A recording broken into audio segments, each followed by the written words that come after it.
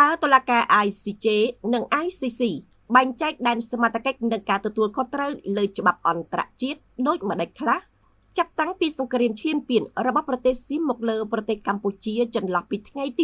24ដល់ថ្ងៃទី28ខែកក្កដានិងចន្លោះពីថ្ងៃទី7ដល់ថ្ងៃទី27ខែធ្នូឆ្នាំ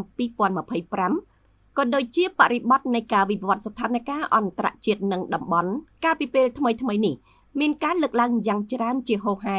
អំពីដែនសមត្ថកិច្ចរបស់តុលាការយុត្តិធម៌អន្តរជាតិហៅកាត់ ICJ និងតុលាការឧក្រិដ្ឋកម្មអន្តរជាតិហៅកាត់ ICC ថាតើតុលាការទាំងពីរដែលមានមូលដ្ឋាននៅទីក្រុងឡាអេប្រទេសហូឡង់មានដែនសមត្ថកិច្ចនិងការទទួលខុសត្រូវលើច្បាប់អន្តរជាតិផ្សេងគ្នាដូចម្តេចដែរលោកផាន់វ៉ាន់រតអគ្គព្រះរាជអាជ្ញារងនៃតុលាការកំពូលកម្ពុជាបានបកស្រាយលម្អិតអំពីស្ថាប័នតុលាការកំពូលអន្តរជាតិទាំងពីរសម្រាប់ជាមូលដ្ឋានពិចារណាប្រកបដោយវិចារណញ្ញាណនិងចំណេះដឹងតាមផ្លូវច្បាប់ដូចតទៅថា1តុលាការយុត្តិធម៌អន្តរជាតិ ICJ និយមន័យជាស្ថាប័នតុលាការកំពូលរបស់អង្គការសហប្រជាជាតិ UN ដែលមានតួនាទីដោះស្រាយវិវាទផ្លូវច្បាប់រវាងរដ្ឋនិងរដ្ឋការទទួលខុសត្រូវពិនិត្យលើការទទួលខុសត្រូវរបស់រដ្ឋតុលាការនេះសម្រេចថាតើរដ្ឋមួយណាបានរំលោភច្បាប់អន្តរជាតិឬបំពានអធិបតេយ្យភាពរបស់រដ្ឋមួយទៀតដែរឬទេឧទាហរណ៍ជាក់ស្ដែងអតីតកាលរបស់កម្ពុជាសំណុំរឿងប្រាសាទព្រះវិហារនាឆ្នាំ1962កម្ពុជាបានប្តឹងប្រទេសថៃទៅកាន់តុលាការយុត្តិធម៌អន្តរជាតិ ICJ ដើម្បីទាមទារអធិបតេយ្យភាពតុលាការសម្រេចថាប្រាសាទស្ថិតក្នុងទឹកដីកម្ពុជានិងតម្រូវឲ្យថៃដកកងទ័ពចេញនេះជាវិវាទដីធ្លីសុទ្ធសាធ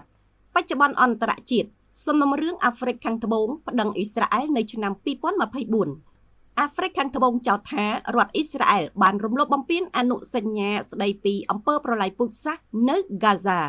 2តុលាការព្រហ្មទណ្ឌអន្តរជាតិ ICC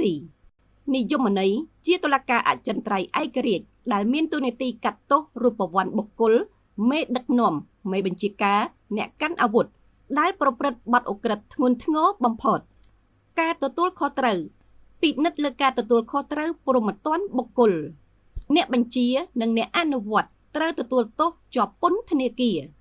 បទល្មើសស្នូលទាំង4របស់តុលាការឧក្រិដ្ឋកម្មអន្តរជាតិ ICC 1អំពើប្រល័យពូជសាសន៍សម្រាប់រង្គាលលើជាតិសាសន៍ណាមួយ2ឧក្រិដ្ឋកម្មប្រឆាំងមនុស្សជាតិធ្វើទារុណកម្មចាប់ឃុំឃាំងសម្រាប់រង្គាលលើប្រជាជនស៊ីវិលជាប្រព័ន្ធ3ឧក្រិដ្ឋកម្មនៃការឈ្លានពានការប្រើប្រាស់កម្លាំងយោធាឈ្លានពានលើប្រទេសគេដោយខុសច្បាប់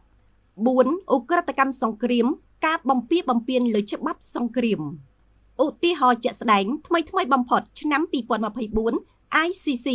បានចេញដីកាចាប់ខ្លួនលោក Vladimir Putin ប្រធានាធិបតីរុស្ស៊ីពាក់ព័ន្ធនឹងឧក្រិដ្ឋកម្មសង្គ្រាមនៅអ៊ុយក្រែនករណីមេដឹកនាំអ៊ីស្រាអែលនិងហាម៉ាស់ការស្នើសុំនៃការចាប់ខ្លួនមេដឹកនាំទាំងសងខាងពាក់ព័ន្ធនឹងការសម្លាប់ជនស៊ីវិលការវិភាគលើករណីជាក់ស្ដែងទ័ពអាកាសនិងវត្តអារាមពាក់ព័ន្ធនឹងព្រឹត្តិការណ៍ប៉ះទង្គិចថ្មីតើយើងអាចមើលឃើញពីធាតុផ្សំនៃបទល្មើសអ្វីខ្លះក្រោមក្រសែភ្នែក ICC 1ការវាយប្រហារលើទីតាំងស៊ីវិលនិងសម្បត្តិវប្បធម៌យោងតាមលក្ខន្តិកៈទីក្រុងរ៉ូមការវាយប្រហារដោយចេតនាទៅលើវត្តអារាមប្រាសាទសាលារៀនមន្ទីរពេទ្យភូមិឋានប្រជាពលរដ្ឋគឺជាឧក្រិដ្ឋកម្មសង្គ្រាមវត្តអារាមនិងប្រាសាទគឺជាសម្បត្តិបេតិកភណ្ឌដែលត្រូវបានការពារយ៉ាងពិសេសអ្នកដែលបញ្ជាឲ្យបាញ់និងអ្នកដែលបាញ់មិនអាចយកលេសថាការពារជាតិដើម្បីកិច្ចឲ្យរួចខ្លួនពីបទឧក្រិដ្ឋនេះបានឡើយ2គោលការណ៍សមាមាត្រនិងការប្រើប្រាស់កងទ័ពអាកាសក្នុងច្បាប់សង្គ្រាមការប្រើប្រាស់កម្លាំងត្រូវតែមានសមាមាត្រប្រសិនបើភាគីម្ខាងកម្ពុជាមិនបានប្រើប្រាស់កម្លាំងទ័ពអាកាសឬអាវុធធុនធ្ងន់រំលោភបំពានទេប៉ុន្តែភាគីម្ខាងទៀតបែរជាប្រើប្រាស់យន្តហោះចម្បាំងនិងអាវុធប្រឡាយលោកមកវាយប្រហារ